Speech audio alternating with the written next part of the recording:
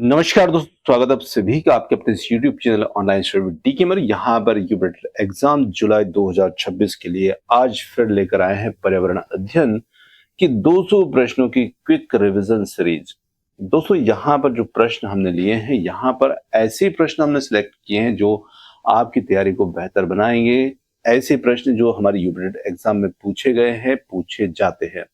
तो ये 200 प्रश्न आपको कम समय में ज्यादा प्रश्न मिले, इसलिए हमारी जो क्विक रिवीजन सीरीज है ये पर्यावरण अध्ययन का दूसरा पार्ट है। यहाँ पर आप देख रहे हैं और इसमें एक पार्ट हम पहले दे चुके हैं। यदि आपने वो नहीं देखा है तो उसे जाकर जरूर देख लीजिएगा।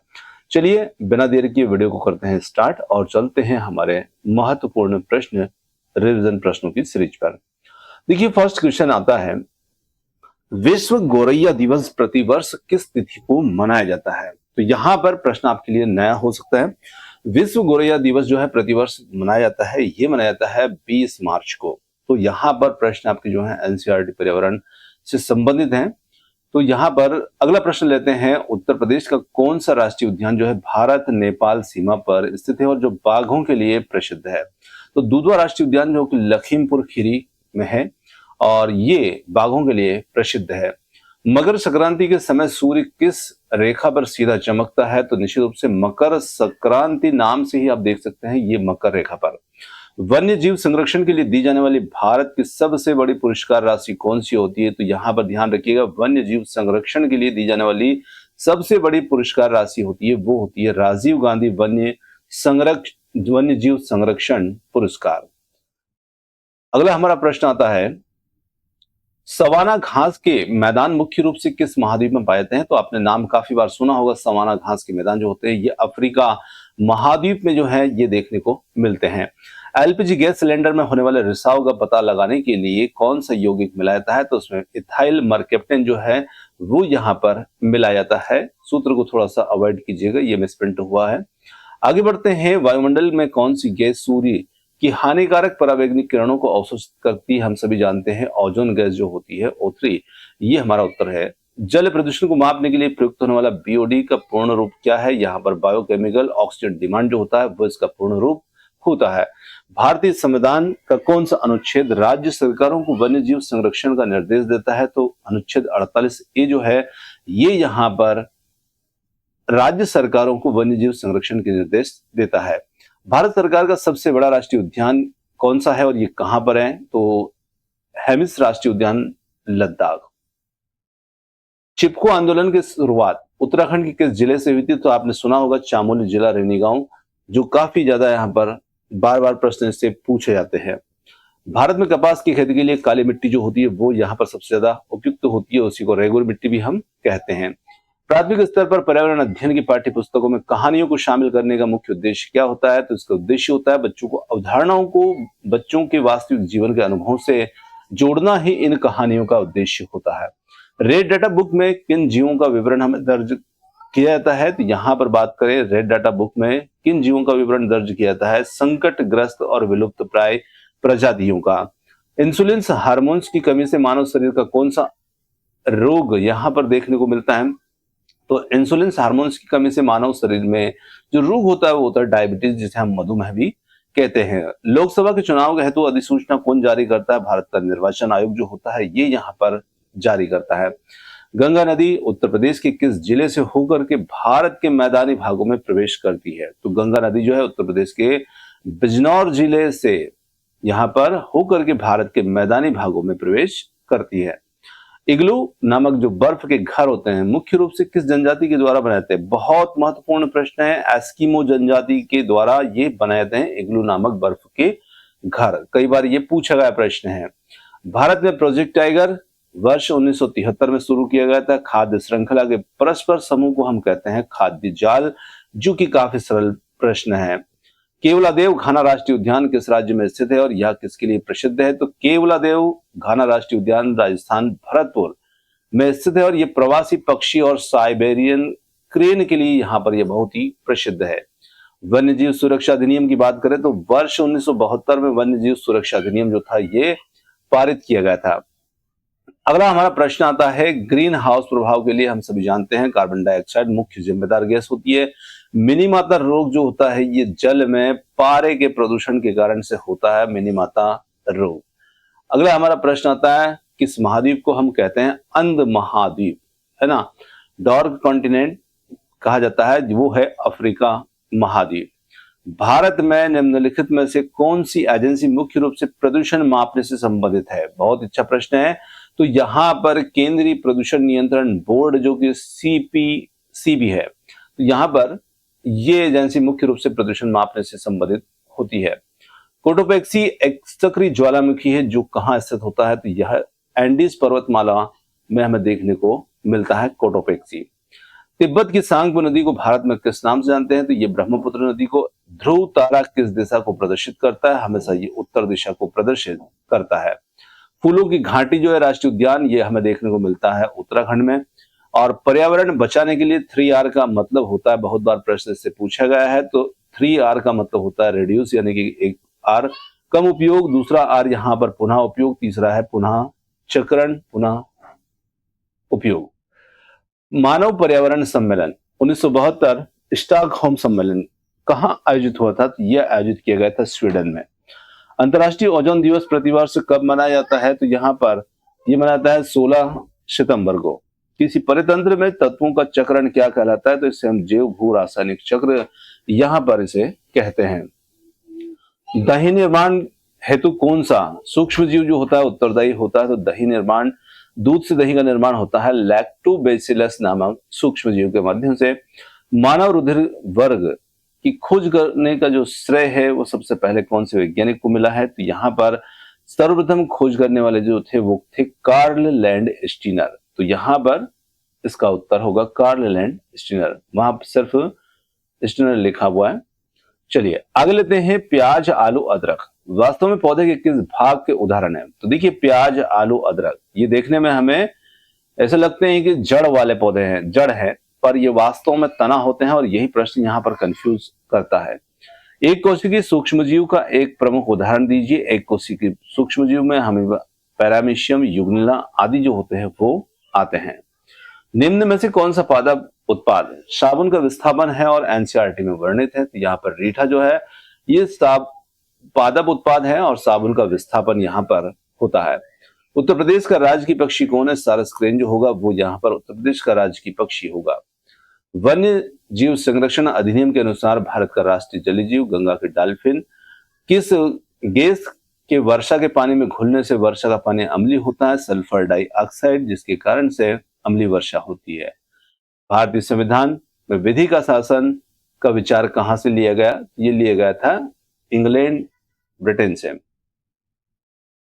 लोकसभा के चुनाव हेतु अधिसूचना भारत का निर्वाचन आयोग जारी करेगा। लोकसभा की कार्यवाही के प्रथम घंटे को क्या कहा जाता है? तो प्रथम घंटा जो होता है इसे हम कहते हैं प्रश्न काल, ये प्रश्न काल कहलाता है। वर्षा जल संग्रहण का सबसे मुख्य उपयोग भूजल स्तर में सुधार करना। देखिए वर्षा का जल हम जब संग्रहित करते हैं तो निश्चित रूप से जो हमारा जल स्तर होता है, भूमिगत जल स्तर, उसमें सुधार होता है ना, उसकी में वृद्धि होती है। भारतीय संसद के द्वारा जैव विविधता अधिनियम कब पारित किया गया था? तो ये पारित किया गया था 11 दिसंबर 2002 को ये पारित किया गया था। वायुमंडल का वह कौन सा भाग प्रकाश की परावैंगनी किरणों को पृथ्वी की सतह पर आने से रोकता है? हम सभी जानते हैं समताप मंडल होता है वो भाग। ग्रेट डिवाइडिंग रेंज पर्वत श्रृंखला जो है किस महाद्वीप में स्थित है? तो ये हमें देखने को मिलती है ऑस्ट्रेलिया महाद्वीप में। दक्षिण अमेरिका की सबसे लंबी नदी और जल भराव की दृष्टि से दुनिया की सबसे बड़ी नदी कौन सी है? तो देखिए दक्षिण अमेरिका की सबसे लंबी नदी और जल भराव की दृष्टि से दुनिया की सबसे बड़ी नदी होती है वो है अमेजन नदी। पृथ्वी की सतह पर गिरने वाले कुल जल का कितना प्रतिशत भाग मीठा होता है? तो लगभग 2.7%, जिसमें से अधिकांश जो है वो ग्लेशियर के रूप में मौजूद है। पर्यावरण अध्ययन के शिक्षण में ब्रेन स्टॉर्मिंग का मुख्य उद्देश्य क्या है? तो बच्चों में रचनात्मक सोच, समस्या समाधान का कौशल विकसित करना, यही इसका मुख्य उद्देश्य होता है। चेरनोबिल परमाणु दुर्घटना किस वर्ष हुई थी? इसका संबंध किससे? तो ये वर्ष 1986 में हुई थी और नाभिकीय रेडियोधर्मी प्रदूषण से इसका संबंध है। फ्लोरा और फौना शब्द क्रमशः किन चीजों को प्रदर्शित करते हैं? तो फ्लोरा पौधों को और फना जंतुओं को प्रदर्शित यहाँ पर करता है। भारत के किस राज्य में चेराव या बांस नृत्य पारंपरिक रूप से किया जाता है? तो मिजोरम में ये हमें देखने को मिलता है। अम्लीय वर्षा से ऐतिहासिक इमारतों की पत्थरों का क्षरण होना क्या कहलाता है? देखिए, इसे कहते हैं हम स्टोन कैंसर, यानी पत्थरों का कैंसर। पारिस्थितिक विज्ञान केंद्र भारत में कहां पर स्थित है? तो यह हमें देखने को मिलता है बेंगलुरु, कर्नाटक में। भारत में golf of Mannar biosphere reserve किस राज्य पर तट पर स्थित है? ये तमिलनाडु के तट पर स्थित है। किस देश के संविधान से मौलिक कर्तव्यों को लिया गया है? तो सोवियत संघ के संविधान से इन्हें लिया गया है। भारत में अंकलेश्वर क्षेत्र किस प्राकृतिक संसाधन के उत्पादन के लिए प्रसिद्ध है? तो ये पेट्रोलियम और कच्चे तेल के लिए प्रसिद्ध है। बायोडीजल की फसल के रूप में प्रसिद्ध पौधा है, वो होता है जेट्रोफा और कर्कस। राष्ट्रीय पाठ्यचर्या की रूपरेखा के अनुसार प्राथमिक स्तर पर ईवीएस का मुख्य दृष्टिकोण क्या होना चाहिए? तो प्राथमिक स्तर की बात हो रही है, विषयों को एकीकृत रूप में पढ़ाना। पर्यावरण अध्ययन की पाठ्य पुस्तक में सपेरों पर एक अध्याय है और इसका मुख्य उद्देश्य क्या है? तो यहाँ पर बच्चों को संवेदनशील बनाना और सपेरे सांपों को नुकसान नहीं पहुंचाते हुए उनकी आजीविका है, ये इस पाठ का मुख्य उद्देश्य होगा। विटामिन सी की कमी से हम सभी जानते हैं स्कर्वी रोग होता है। भारत में सलीम अली पक्षी अभ्यारण्य किस राज्य में स्थित है? तो ये है गोवा में। चलिए, केबुल लामजाओ दुनिया का एकमात्र तैरता राष्ट्रीय उद्यान किस झील पर है? ये लोकटक झील मणिपुर में। भूकंप की तरंगों को निरूपित या रिकॉर्ड करने वाले यंत्र को हम कहते हैं यहाँ पर सिस्मोग्राफ। मानव शरीर के किस अंग को रक्त बैंक यानी कि ब्लड बैंक कहा जाता है? तो प्लीहा या तिल्ली जो होता है, जिसे स्प्लीन भी कहते हैं, ये हमारे शरीर का ब्लड बैंक होता है। रेशम कीट पालन के विज्ञान को तकनीकी भाषा में कहा जाता है, वो कहते हैं सेरिकल्चर। भारत का कौन सा राज्य टाइगर स्टेट के नाम से जाना जाता है, जहां बाघों की संख्या सबसे ज्यादा देखने को मिलती है? वो है मध्य प्रदेश। ग्रीन मफलर का संबंध किस प्रकार के प्रदूषण को कम करने से है? तो यह है ध्वनि प्रदूषण से। आगे बात की जाए, महासागरों से जल स्तर वृद्धि का मुख्य कारण क्या है? ध्रुवीय प्रदेशों की बर्फ का पिघलना। विश्व पर्यावरण संरक्षण दिवस कब मनाया जाता है? तो ये मनाया जाता है 26 नवंबर को। किसी खाद्य श्रृंखला में प्राथमिक उपभोक्ता हमेशा कैसे जीव होते हैं? तो ये होते हैं शाकाहारी। चिपको आंदोलन के पीछे मुख्य प्रेरणा स्रोत कौन सी महिला थी जिन्होंने अपना बलिदान दिया था? तो यहां पर अमृता देवी बिश्नोई जो थी वो यहां पर थी। उत्तर प्रदेश का कौन सा जिला बांस और सुरमा उद्योग के लिए प्रसिद्ध है? तो यहां पर उत्तर हो जाता है हमारा बरेली जिला। ओजोन परत का में सबसे बड़ा छिद्र किस महाद्वीप के ऊपर देखा गया? तो यहां पर देखा गया अंटार्कटिका महाद्वीप के ऊपर। शांत घाटी को किस कारण से राष्ट्रीय उद्यान का दर्जा दिया गया? दुर्लभ पौधे देखने को मिलते हैं, जीवों और अत्यधिक जैव विविधता यहाँ पर देखने को मिलती है, इसी कारण से इसे राष्ट्रीय उद्यान का दर्जा दिया गया। भारतीय संविधान के किस अनुच्छेद के तहत शिक्षा का एक अधिकार एक मौलिक अधिकार है? तो अनुच्छेद 21A, जिसे 86वें संविधान संशोधन के द्वारा जोड़ा गया। सौरमंडल का सबसे गर्म ग्रह कौन सा है, जिसे सांझ का तारा भी कहते हैं? देखिए, यहाँ पर उत्तर हो जाता है शुक्र। हम सभी जानते हैं कि जो बुध होता है वो सबसे निकट होता है, फिर भी यहाँ पर उत्तर हमारा जो होगा वो शुक्र होगा। देखिए, सांझ का तारा जो है वो शुक्र को कहा जाता है, ये तो आप सभी जानते हैं।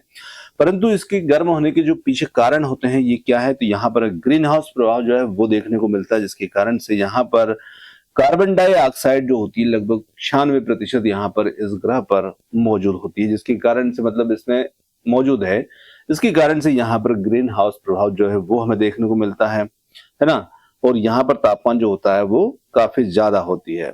और यदि बुध की बात करें तो बुध जो है उस ग्रह का कोई वायुमंडल नहीं है, इसलिए गर्मी सूर्य के पास है पर वहां पर गर्मी जो होती है वो रुक नहीं पाती, और यहाँ पर क्या होता है, गर्मी रुक पाती है, मतलब ये गर्म होता है, यहाँ का तापमान हमेशा गर्म बना रहता है। चलिए, पौधों में प्रकाश संश्लेषण की क्रिया किस रंग में सबसे अधिक होती है? लाल रंग के प्रकाश में सबसे ज्यादा होती है। एनीमिया रोग से पीड़ित व्यक्ति को डॉक्टर भोजन में किन चीजों को शामिल करने की सलाह देते हैं? तो हरी पत्तेदार सब्जियां, आंवला, गुड़, लोहा प्रचुर मात्रा में होता है इन चीजों में, इसलिए यहाँ पर ये चीजें इनको खाने को दी जाती है। आगे बात की जाए पर्यावरण अध्ययन की कक्षा में अवलोकन विधि की सबसे बड़ी सीमा क्या है, तो अवलोकन विधि की सबसे बड़ी सीमा की बात की जाए तो इस विधि से सभी बच्चों का व्यक्तिगत मूल्यांकन और सभी पाठों का शिक्षण संभव नहीं है। यहाँ पर कंगारू मुख्य रूप से किस देश या महाद्वीप का राष्ट्रीय पशु है, तो हम सभी जानते हैं ये ऑस्ट्रेलिया का है। किस प्रकार के वनों को पृथ्वी के फेफड़े कहा जाता है, तो अमेजन के जो वर्षा वन होते हैं इन्हें हम पृथ्वी के फेफड़े की संज्ञा देते हैं। केचुए को किसान का मित्र क्यों कहा जाता है, क्योंकि ये जमीन में छेद बनाकर उसे हवादार बनाता है और मृत पत्तियों को उपजाऊ खाद में ये बदल देता है। सीएनजी गैस के मुख्य रासायनिक घटक की बात की जाए, यहाँ पर होता है मीथेन। घास स्थल पारिस्थितिक तंत्र में सर्वोच्च उपभोक्ता आमतौर पर कौन होता है, तो सर्वोच्च की बात हो रही है तो मांसाहारी जैसे कि शेर या बाज कोई भी हो सकते हैं इन दोनों में से। आगे बात की जाए ब्लैक फुट नामक बीमारी पानी में किस भारी धातु के घुलने से होती है, तो ये आर्सेनिक के घुलने से देखने को मिलती है। वायुमंडल में किस गैस की निश्चित मात्रा बढ़ने पर ग्लोबल वार्मिंग कार्बन डाइऑक्साइड की वजह से ही होती है। उत्तर प्रदेश में विधानसभा में कुल सीटें यहाँ पर बात की जाए 403। घटपर्णी पौधा भारत के किस राज्य में देखने को मिलता है, सबसे ज्यादा मेघालय में। अगला हमारा प्रश्न आता है पौधों में पत्तियों के द्वारा बनाए गए भोजन को पौधे के अन्य भागों तक पहुंचाने वाले ऊतक को क्या कहते हैं, इसे हम कहते हैं फ्लोएम। पोलियो रोग मानव शरीर के किसके संक्रमण के कारण होता है, तो ये देखने को मिलता है विषाणु के कारण से। प्राथमिक स्तर पर बच्चों के आकलन के लिए पोर्टफोलियो को सबसे विश्वसनीय क्यों मानते हैं, क्योंकि ये बच्चे के काम का समय के साथ क्रमिक विकास को प्रदर्शित यहाँ पर करता है। कांस्य मिश्र धातु बनाने के लिए तांबे के साथ क्या मिलाया जाएगा, तो यहाँ पर मिलाया जाएगा टीन को। तरुण भारत संघ नामक गैर सरकारी संगठन का संबंध किससे है, तो यह है जल संरक्षण से, जो कि पुराने झीलों के पुनर्निर्माण से संबंधित है। मलेरिया की दवा कुनैन सिनकोना पेड़ के कौन से भाग से प्राप्त होती है, तो ये पेड़ की छाल से प्राप्त की जाती है। अरावली पर्वत श्रृंखला की सबसे ऊंची चोटी कौन सी है, तो गुरु शिखर जो कि राजस्थान में। स्वतंत्र भारत के प्रथम कानून व न्याय मंत्री कौन थे जिन्होंने संविधान निर्माण में भूमिका निभाई थी, तो यहाँ पर डॉक्टर भीमराव अंबेडकर। वायुमंडल की आर्द्रता मापने के लिए किस यंत्र का प्रयोग किया जाता है, तो यहाँ पर हाइग्रोमीटर का उपयोग जो होता है वो किया जाता है आर्द्रता मापने के लिए। पेरियार राष्ट्रीय उद्यान भारत के किस राज्य में स्थित है और यह किसके लिए प्रसिद्ध है, तो यहाँ पर बात की जाए केरल में स्थित है और जंगली हाथियों और बाघों के लिए ये प्रसिद्ध है। पृथ्वी अपने अक्ष पर झुके होने का कोण जो कितना है, तो 23.5 डिग्री यहाँ पर ये झुकी होती है। उत्तर प्रदेश का कौन सा जिला पीतल नगरी और पीतल के बर्तनों के लिए दुनिया भर में प्रसिद्ध है, तो मुरादाबाद जो है ये पीतल नगरी और पीतल के बर्तनों के लिए दुनिया भर में प्रसिद्ध है। भारत का राष्ट्रीय वृक्ष यहाँ पर हो जाता है बरगद। ऊर्जा का वह स्रोत जो पर्यावरण प्रदूषण नहीं फैलाता और प्रचुर मात्रा में उपलब्ध है वो हमारे लिए है हमारी सोलर एनर्जी, सौर ऊर्जा। ओजोन परत को नष्ट करने वाली गैसों पर रोक लगाने के लिए मॉन्ट्रियल प्रोटोकॉल किस वर्ष हुआ था, तो ये हुआ था वर्ष 1987 में। प्रदूषित जल पीने से मुख्य रूप से कौन सी बीमारियां फैलती है, तो यहाँ पर टाइफाइड, हैजा, पीलिया, हेपेटाइटिस आई आदि ये बीमारियां देखने को मिलती है। भारतीय संविधान सभा के द्वारा राष्ट्रीय ध्वज तिरंगा को कब अपनाया गया था, 22 जुलाई 1947 को। काजीरंगा राष्ट्रीय उद्यान हमें देखने को मिलता है असम में। एपिको आंदोलन का संबंध जो है वो कौन से राज्य से है, कर्नाटक से यहाँ पर इसका संबंध है और पांडुरंग हेडगे से भी ये संबंधित है, कहीं पर नाम आपको देखने को मिलेगा। आगे देखें सुंदरवन डेल्टा में पाए जाने वाले मुख्य वृक्षों की प्रजाति कौन सी है, तो सुंदरी वृक्ष यानी कि मैंग्रोव वनस्पति जो होती है वो यहाँ पर देखने को मिलती है। प्राथमिक स्तर पर ईवीएस की कक्षा में क्षेत्र भ्रमण का सबसे लाभ बच्चों को प्रत्यक्ष और वास्तविक अनुभव प्रदान करना क्षेत्र भ्रमण से संबंधित होता है। आयुसीएन का मुख्यालय जो है ग्लैंड स्विट्जरलैंड में स्थित है। हमारे शरीर में थायराइड ग्रंथि को सुचारू रूप से चलाने के लिए आवश्यकता होती है किसकी, आयोडीन की। किस राज्य में राष्ट्रपति शासन संविधान के किस अनुच्छेद के तहत लगाया था, अनुच्छेद 356 के तहत। उत्तर प्रदेश में कथक नृत्य शैली का मुख्य केंद्र कौन सा शहर है, तो यहाँ पर उत्तर हो जाता है लखनऊ। रेगिस्तानी ओक नामक पेड़ मुख्य रूप से पाया जाता है, तो यह हमें देखने को मिलता है ऑस्ट्रेलिया में। इसकी विशेषता होती है तने में ये पानी इकट्ठा करता है। प्रोजेक्ट हंगुल भारत में किस वर्ष और कहां शुरू किया गया था, वर्ष 1970 में ये शुरू किया गया था दक्षिणगम राष्ट्रीय उद्यान जम्मू कश्मीर। एक पारिस्थितिक तंत्र में ऊर्जा का मुख्य और अंतिम स्रोत होता है वो होता है सूर्य। कांगड़ा चित्रकला शैली का संबंध मुख्य रूप से किस राज्य से है? तो यहाँ पर ये चित्रकला संबंधित होती है हिमाचल प्रदेश से। भारत का केंद्रीय वन अनुसंधान संस्थान जिसे FRI भी कहा जाता है, ये संबंधित है देहरादून से, यहां पर ये स्थित है। ब्यूटेन और प्रोपेन गैसें मुख्य रूप से किस घरेलू ईंधन का हिस्सा है? तो ये LPG का हिस्सा है। इटाई रोग पानी में किस धातु के प्रदूषण के कारण होता है? तो ये होता है कैडमियम के कारण से। विश्व का सबसे बड़ा महाद्वीप हम सभी जानते हैं एशिया महाद्वीप, और वायुमंडल के प्राकृतिक सूचक के रूप में किसका उपयोग किया है? तो ये उपयोग किया है लाइकेन का, है ना, नेचुरल इंडिकेटर होता है ये। विश्व की सबसे पुरानी घिसी हुई पर्वत श्रृंखला कौन सी है? तो यहाँ पर जो भारत में स्थित है अरावली पर्वत श्रृंखला। भारत की किस नदी को जैविक मरुस्थल कहा जाता है और यह अत्यधिक प्रदूषित है? तो दामोदर नदी यहां पर बनेगा उत्तर। अंतरराष्ट्रीय तिथि रेखा किस महासागर के बीच से होकर गुजरती है? तो ये गुजरती है प्रशांत महासागर। जिम कॉर्बेट राष्ट्रीय उद्यान का पुराना नाम क्या है? तो इसका पुराना नाम हो जाता है heli national park. Bio magnification जैव आवर्धन से क्या तात्पर्य है? तो यहाँ पर खाद्य श्रृंखला में क्रमिक स्तरों पर जहरीले रसायनों की सांद्रता को बढ़ाना। विश्व का प्रथम राष्ट्रीय उद्यान कौन सा है और ये कहां पर स्थित है? तो विश्व के प्रथम राष्ट्रीय उद्यान की बात की जाए तो येलोस्टोन राष्ट्रीय उद्यान जो USA में यहाँ पर ये स्थित है। ओजोन परत मुख्य रूप से वायुमंडल के कौन से भाग में स्थित होती है, केंद्रित होती है? निचले समताप मंडल में ये स्थित होती है। एक खाद्य श्रृंखला में अपघटक की भूमिका क्या होती है? तो निश्चित रूप से अपघटक क्या करते हैं? मृत कार्बनिक पदार्थों को सरल अकार्बनिक तत्वों में तोड़ करके मिट्टी में मिलाते हैं। आगे बात की जाए दूध का घनत्व या शुद्धता मापने के लिए किस उपकरण का उपयोग किया जाता है? तो उपयोग करते हैं हम लैक्टोमीटर का। क्वाशियोर्कर रोग बच्चों में भोजन की किसकी गंभीर कमी से देखने को मिलता है? तो प्रोटीन की कमी के कारण से ये देखने को मिलता है। खाद्य पदार्थों के संरक्षण के लिए किस रासायनिक अम्ल का उपयोग व्यापक रूप से किया जाता है? बेंजोइक या सोडियम बेंजोएट।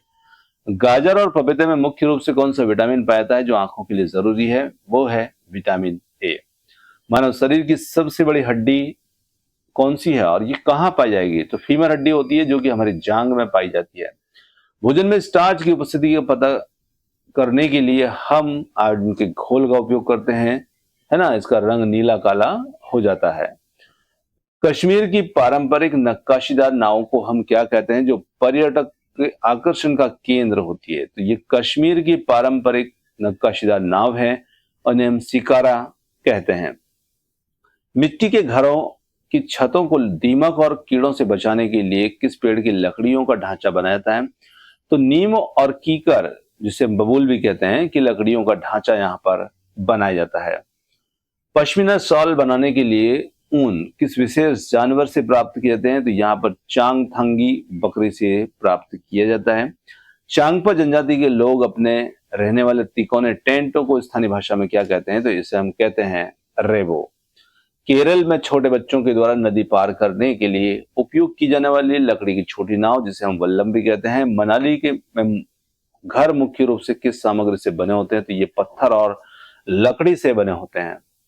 पोचमपल्ली साड़ियां अपनी विशेष बुनाई पैटर्न के लिए प्रसिद्ध है। यह स्थान वर्तमान में किस राज्य में है? तो ये वर्तमान में तेलंगाना राज्य में है। लद्दाख को भारत का ठंडा मरुस्थल क्यों कहते हैं? क्योंकि ये हिमालय की वृष्टि छाया क्षेत्र में स्थित है और यहाँ वर्षा ना के बराबर होती है, बर्फ हमें देखने को मिलती है। बिहार की प्रसिद्ध पारंपरिक लोक चित्रकला का नाम क्या है जिसे चावल के पेस्ट का उपयोग किया जाता है? तो हम सभी जानते हैं मधुबनी चित्रकला वो होती है। झारखंड के उरांव आदिवासियों को की स्थानीय भाषा में कुड़ुक में तोरांग शब्द का क्या अर्थ होता है? तोरांग का मतलब होता है जंगल। पृथ्वी का सूर्य के चारों ओर चक्कर लगाना क्या कहलाता है और इसमें क्या परिवर्तित होता है? तो देखिए, पृथ्वी सूर्य के चारों ओर चक्कर लगाती है, उसे हम कहते हैं परिक्रमण गति, और इससे क्या होता है? ऋतुएं बदलती है। सौर मंडल के किन दो ग्रहों का अपनी कोई भी प्राकृतिक उपग्रह नहीं है? तो बुध और शुक्र। 21 जून को सूर्य की जो किरणें होती हैं ये किस काल्पनिक रेखा पर लंबवत पड़ती है? तो ये पड़ती हैं कर्क रेखा पर।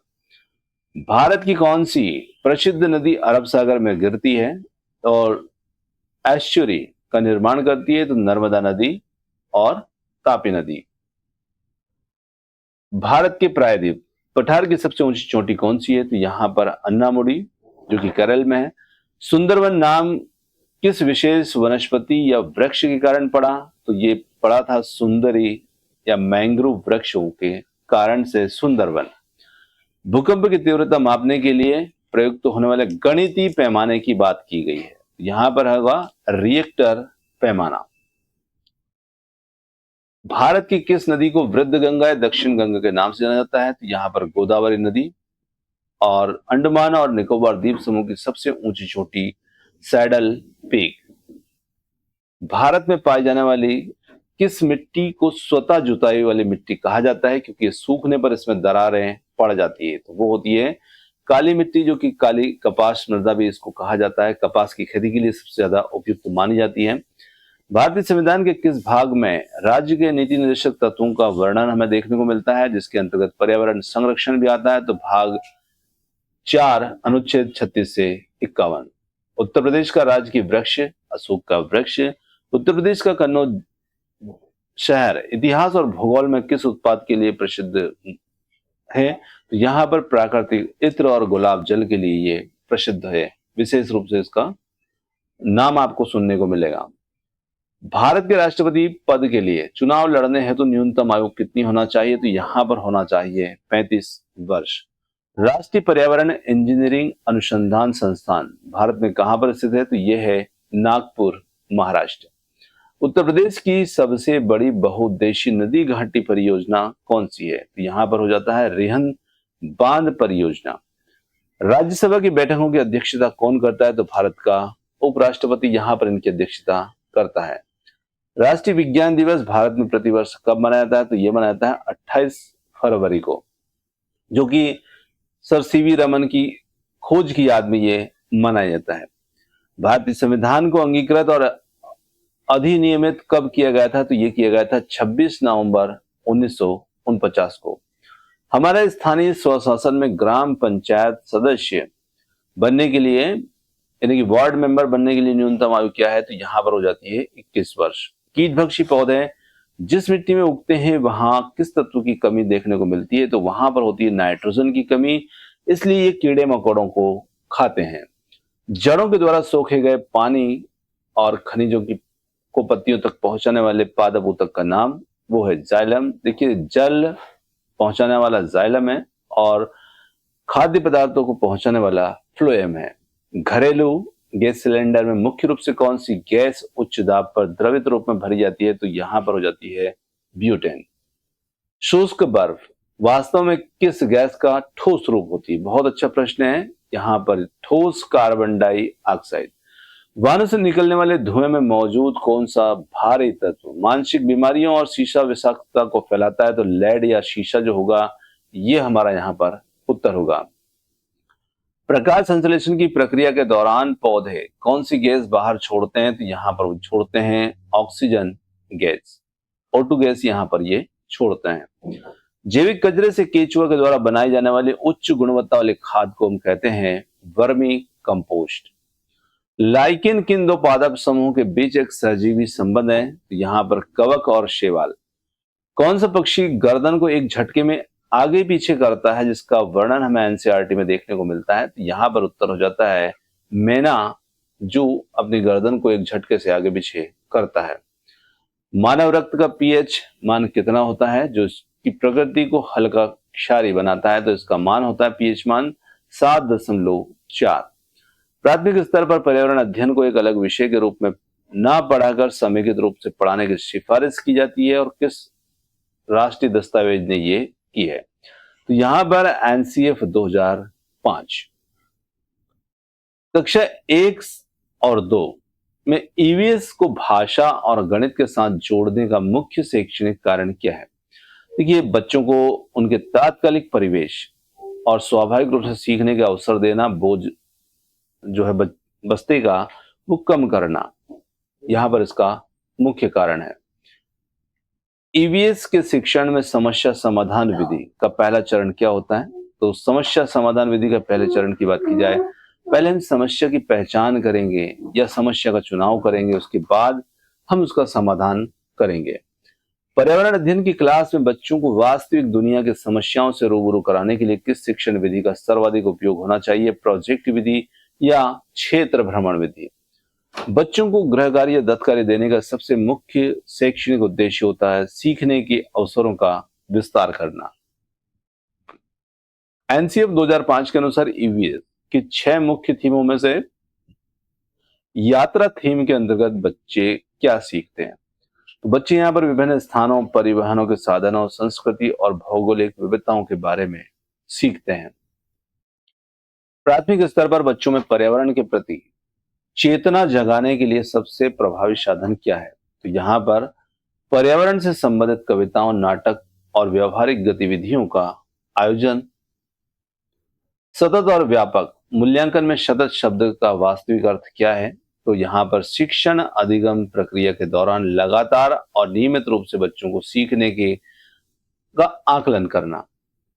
मानचित्र पढ़ने और समझने के लिए बच्चे में मुख्य कौशल का होना अनिवार्य है। तो यहाँ पर बच्चे में दिशाओं, दूरी और स्थानों की सापेक्ष स्थिति को समझने की क्षमता होना चाहिए।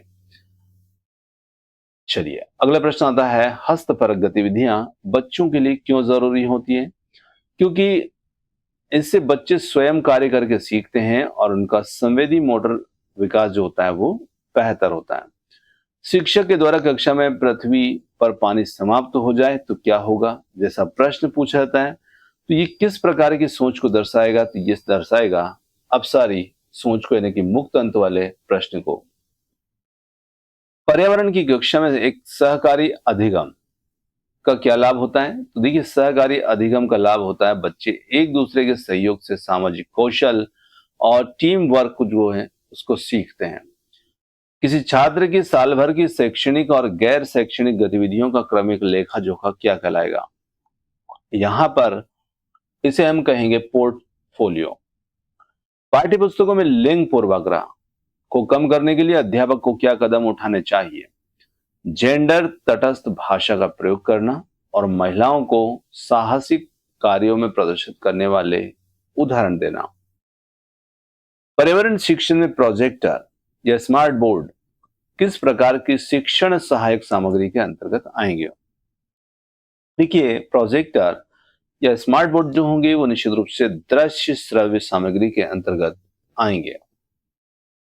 बच्चों के सीखने की विशिष्ट कठिनाइयों को जानने के लिए किए जाने वाले टेस्ट को हम क्या कहेंगे? तो इस प्रकार के टेस्ट को हम कहते हैं निदानात्मक परीक्षण। स्कूल परिसर में हर्बल गार्डन या किचन गार्डन लगवाने से बच्चों में किस भावना का विकास होता है? प्रगति के प्रति संवेदनशीलता और श्रम की गरिमा का विकास यहाँ पर होता है। प्राथमिक स्तर पर विज्ञान के कठिन नियमों को रटाने की बजाय ईवीएस में क्या दृष्टिकोण अपनाया जाता है? तो यहाँ पर अमूर्त सिद्धांतों को मूर्त उदाहरण और अनुभव के द्वारा समझाना। बच्चों को समूह में प्रोजेक्ट कार्य देने से उनके किस व्यवहार में सबसे सकारात्मक सुधार आता है? तो यहाँ पर उनके सामाजिक अंतर्क्रिया और सहकर्मी शिक्षण में। एनसीएफ 2005 के अनुसार ज्ञान को स्कूल के बाहरी जीवन से जोड़ना पर्यावरण अध्ययन के किस बुनियादी सिद्धांत का हिस्सा है? तो यहाँ पर यह हो जाता है रचनावादी दृष्टिकोण का। तो दोस्तों यहाँ पर ये हमारे 200 प्रश्न जो थे वो समाप्त होते हैं। और क्वेश्चन आपको कैसे लगे कमेंट्स करके जरूर बताइएगा। वीडियो पसंद आया हो तो वीडियो को लाइक, शेयर, चैनल को सब्सक्राइब करना मत भूलिएगा। आपने जो समय दिया उसके लिए बहुत बहुत धन्यवाद। Thanks for watching.